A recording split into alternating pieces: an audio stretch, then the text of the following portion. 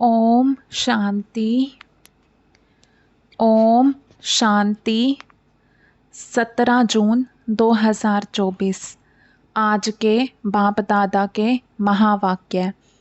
आज बाबा ने कहा, मीठे बच्चे, याद और पढ़ाई से ही डबल ताज मिलेगा। इसलिए अपनी एम ऑब्जेक्ट को सामने रख दैवी गुण धारण करो। याद और पढ़ाई से ही डबल ताज मिलेगा, इसलिए अपनी एम ऑब्जेक्ट को सामने रख दैवी गुण धारण करो। प्रश्न है, विश्व रचयिता बाप तुम बच्चों की कौन सी खिदमत माना सेवा करते हैं? विश्व रचयिता बाप तुम बच्चों की कौन सी खिदमत करते हैं?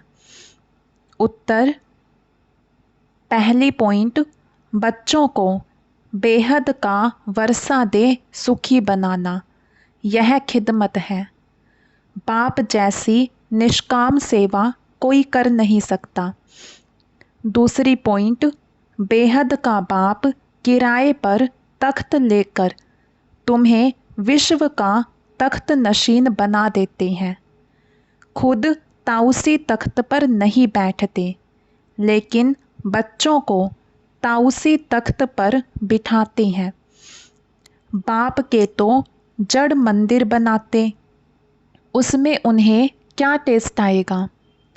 मज़ा तो बच्चों को है जो स्वर्ग का राज्य भाग्य लेते हैं। ओम शांति। मीठे मीठे रूहानी बच्चों को बाप कहते हैं कि अपने को आत्मा समझ बाप को याद करो। ओम शांति का अर्थ तो बच्चों को समझाया है।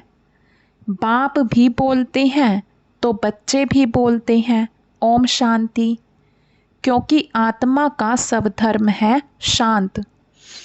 तुम अब जान गए हो कि हम शांति धाम से यहाँ आते हैं। पहले पहले सुख धाम में, फिर 84 पुनर्जन्म लेते लेते दुख धाम में आते हैं। यह तो याद है ना? बच्चे 84 जन्म लेते जीव आत्मा बनते हैं। बाप जीव आत्मा नहीं बनते हैं। कहते हैं मैं टेम्परेरी इनका आधार लेता हूँ, नहीं तो पढ़ाएंगे कैसे? बच्चों को घड़ी घड़ी कैसे कहेंगे कि मन मना भव, अपनी राजाई को याद करो। इसको कहा जाता है सेकंड में विश्व की राजाई। बेहद का बाप है ना, तो ज़रूर बेहद की खुशी, बेहद का वर्षा ही देंगे। बाप बहुत सहज रास्ता बताते हैं। कहते हैं अब इस दुख धाम को बुद्धि से निकाल दो। जो नई दुनिया स्वर्ग स्थापन कर रहे हैं, उनका मालिक बनने लिए मुझे याद करो तो तुम्हारे पाप कट जाएं। तुम फिर से सतो प्रधान बन जाएंगे। इसको कहा जाता है सहज याद। जैसे बच्चे लौकिक बाप को कितना सहज याद करते हैं, वैसे तुम बच्चों को बेहद के बाप को याद करना है। बाप ही दुख से निकाल सुख धाम में ले जाते हैं। वहाँ दुख का नाम निशान नहीं। बहुत सहज बात कहते हैं, अपने शांति धाम को याद करो। जो बाप का घर वह तुम्हारा घर है, और नई दुनिया को याद करो, वह तुम्हारी राजधानी है। बाप तुम बच्चों की कितनी निष्काम सेवा करते हैं। तुम बच्चों को सुखी कर फिर वानप्रस्थ परम धाम में बैठ जाते हैं। तुम भी परम धाम के वासी हो। उसको निर्वाण धाम वानप्रस्थ भी कहा जाता है। बाप आते हैं बच्चों की खिदमत करने अर्थात वर्षा देने। यह खुद भी बाप से वर्षा लेते हैं। शिव बाबा तो है ऊंचते ऊंच भगवान। शिव के मंदिर भी हैं। उनका कोई बाप व टीचर नहीं है। सारे सृष्टि के आदि मध्य अंत का ज्ञान उनके पास है। कहाँ से आया? क्या कोई वेद शास्त्र आदि पढ़े? नहीं। बाप तो है ज्ञान का सागर, सुख शांति का सागर। बाप की महिमा और दैवी गुणों वाले मनुष्यों की महिमा में फर्क है। तुम दैवी गुण धारण कर यह देवता बनते हो। पहले आसुरी गुण थे। असुर से देवता बनाना यह तो बाप का ही काम है। एम ऑब्जेक्ट भी तुम्हारे सामने है। ज़रूर ऐसे श्रेष्ठ कर्म किए होंगे। कर्म, अकर्म, विकर्म की गति अथवा हर बात समझाने में 1 सेकंड लगता है। बाप कहते हैं मीठे मीठे बच्चों को पार्ट बजाना ही है। यह पार्ट तुमको अनादि अविनाशी मिला हुआ है। तुम कितना वारी सुख दुख के खेल में आए हो। कितना बार तुम विश्व के मालिक बने हो। बाप कितना ऊंच बनाते हैं। परमात्मा जो सुप्रीम सोल है वह भी इतना छोटा है। वह बाप ज्ञान का सागर है तो आत्माओं को भी आप समान बनाते हैं। तुम प्रेम के सागर, सुख के सागर बनते हो। देवताओं का आपस में कितना प्रेम है। कभी झगड़ा नहीं होता तो बाप आकर तुम्हें आप समान बनाते हैं और कोई ऐसा बना ना सके। खेल स्थूल वतन में होता है। पहले आदि सनातन देवी देवता धर्म, फिर इस्लामी बोधि आदि नंबरवार इस मांडवे में व नाटकशाला में आते हैं। 84 जन्म तुम लेते हो। गायन भी है, आत्माएं परमात्मा अलग रहे बहुकाल। बाप कहते हैं मीठे मीठे बच्चों, पहले पहले विश्व में पार्ट बजाने तुम आए हो। मैं तो थोड़े समय के लिए इनमें प्रवेश करता हूँ। यह तो पुरानी जुत्ती है। पुरुष की एक स्त्री मर जाती है तो कहते हैं पुरानी जुत्ती गई, अब फिर नई लेते हैं। यह भी पुराना तन है ना। 84 जन्मों का चक्र लगाया है। तत्त्वम तो मैं आकर इस रथ का आधार लेता हूँ। पावन दुनिया में तो कभी मैं आता ही नहीं हूँ। तुम पतित हो, मुझे बुलाते हो कि आकर पावन बनाओ। आखिरीन तुम्हारी याद फलीभूत होगी ना। जब पुरानी दुनिया खत्म होने का समय होता है तब मैं आता हूँ। ब्रह्मा द्वारा स्थापना, ब्रह्मा द्वारा अर्थात ब्राह्मणों द्वारा। पहले चोटी ब्राह्मण, फिर क्षत्रिय, तो बाजोली खेलते हो। अब देह अभिमान छोड़ देही अभिमानी बनना है। तुम 84 जन्म लेते हो। मैं तो एक ही बार सिर्फ इस तन का लोन लेता हूँ, किराए पर लेता हूँ। हम इस मकान के मालिक नहीं हैं। इनको तो फिर भी हम छोड़ देंगे। किराया तो देना पड़ता है ना। बाप भी कहते हैं मैं मकान का किराया देता हूँ। बेहद का बाप है, कुछ तो किराया देते होंगे ना। यह तख्त लेते हैं तुमको समझाने लिए। ऐसा समझाते हैं जो तुम भी विश्व के तख्त नशीन बन जाते हो। खुद कहते हैं मैं नहीं बनता हूँ। तख्त नशीन अर्थात ताउसी तख्त पर बिठाते हैं। शिव बाबा की याद में ही सोमनाथ का मंदिर बनाया है। बाप कहते हैं इससे मुझे क्या टेस्ट आएगी। जड़ पुतला रख देते हैं। मज़ा तो तुम बच्चों को स्वर्ग में है। मैं तो स्वर्ग में आता ही नहीं हूँ। फिर भक्ति मार्ग जब शुरू होता है तो यह मंदिर आदि बनाने में कितना खर्चा किया, फिर भी चोर लूट ले गए। रावण के राज्य में तुम्हारा धन दौलत आदि सब खल्लास हो जाता है।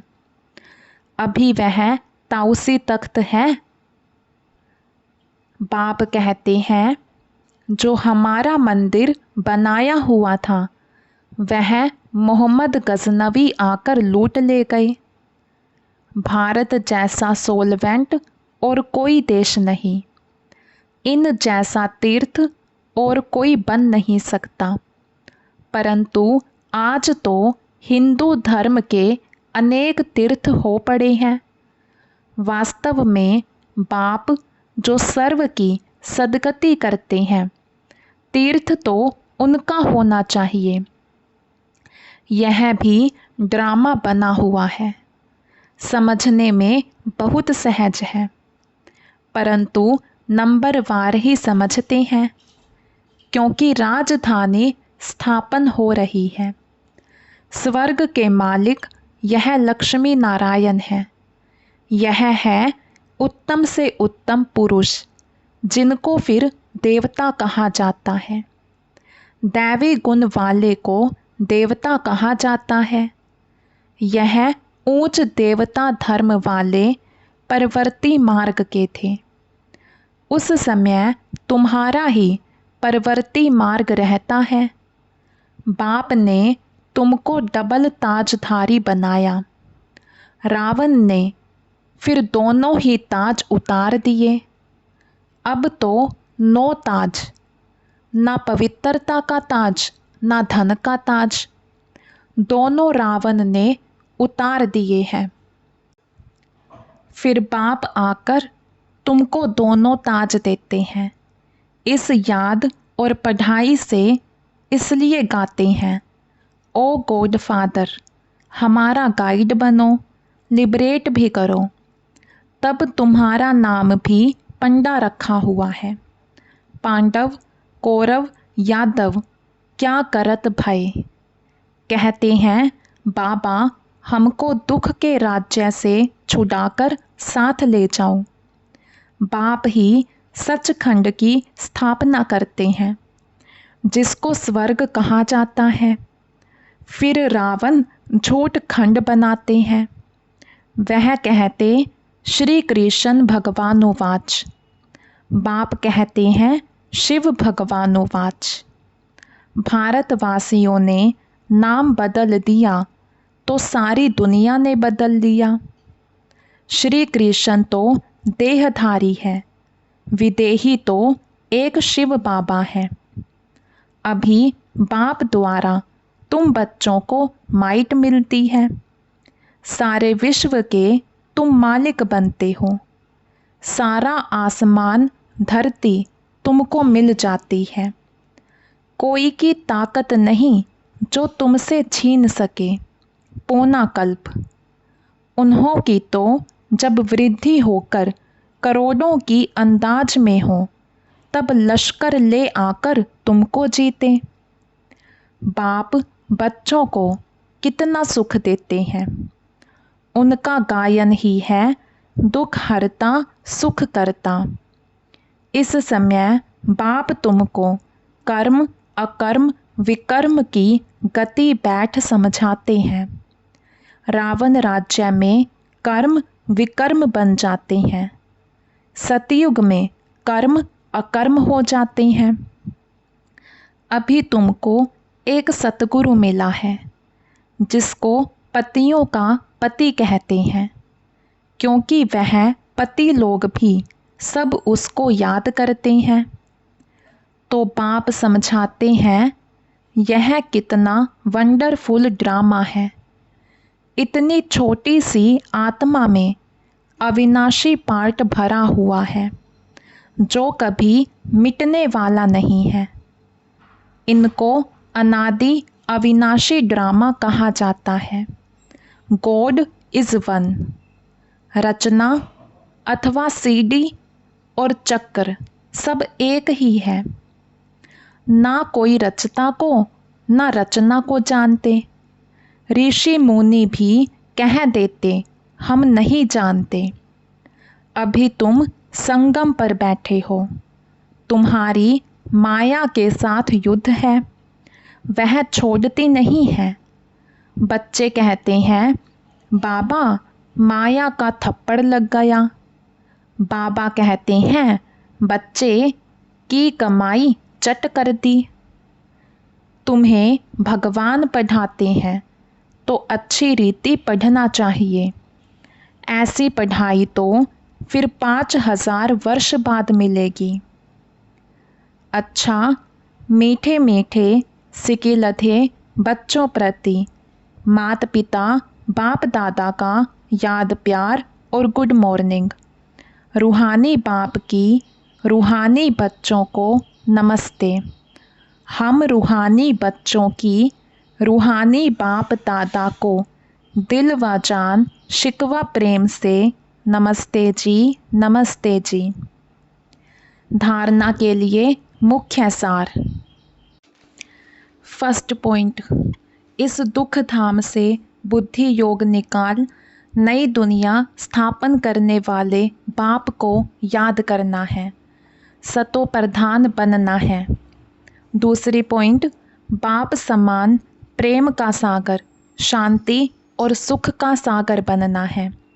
कर्म अकर्म और विकर्म की गति को जान सदा श्रेष्ठ कर्म करने हैं। आज का वरदान है, सदा उमंग उत्साह में रह मन से खुशी के गीत गाने वाले अविनाशी खुश नसीब भव। सदा उमंग उत्साह में रह मन से खुशी के गीत गाने वाले अविनाशी खुश नसीब भव। आप खुश नसीब बच्चे अविनाशी विधि से अविनाशी सिद्धियां प्राप्त करते हो। आपके मन से सदा वाह वाह की खुशी के गीत बजते रहते हैं। वाह बाबा, वाह तकदीर, वाह मीठा परिवार, वाह श्रेष्ठ संगम का सुहावना समय। हर कर्म वाह वाह है, इसलिए आप अविनाशी खुश नसीब हो। आपके मन में कभी वाय आई माना क्यों और मैं नहीं आ सकता। वाय के बजाय वाह वाह और आई के बजाय बाबा बाबा शब्द ही आता है। आज का स्लोगन है, जो संकल्प करते हो उसे अविनाशी गवर्नमेंट की स्टैंप लगा दो तो अटल रहेंगे। जो संकल्प करते हो उसे अविनाशी गवर्नमेंट की स्टैंप लगा दो तो अटल रहेंगे। मातेश्वरी जी के मधुर महावाक्य। जीवन की आश पूर्ण होने का सुहावना समय।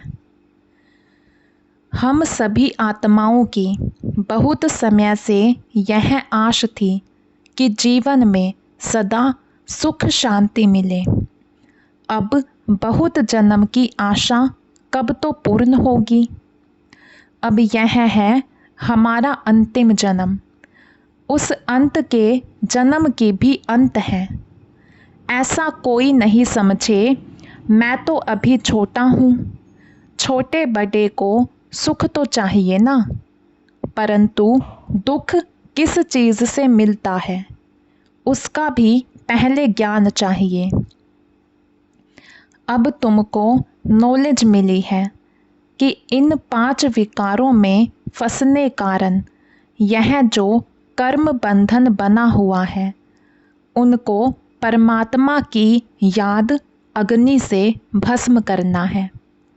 यह है कर्म बंधन से छूटने का सहज उपाय। इस सर्वशक्तिवान बाबा को चलते फिरते श्वासोश्वास याद करो।